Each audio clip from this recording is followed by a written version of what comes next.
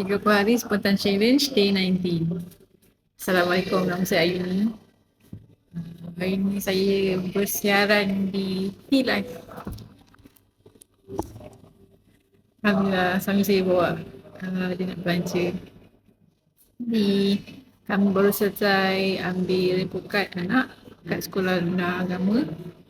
Alhamdulillah ramai orang, sampai ada pembalisan.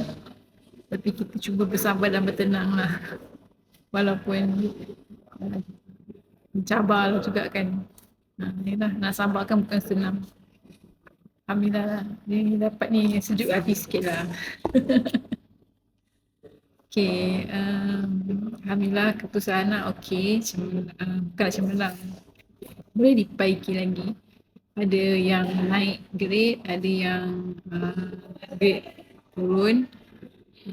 Tapi tadi dah berbincang dengan ustazah orang, ada peluang lagi lah untuk perbaiki lagi, insyaAllah, untuk semester seterusnya.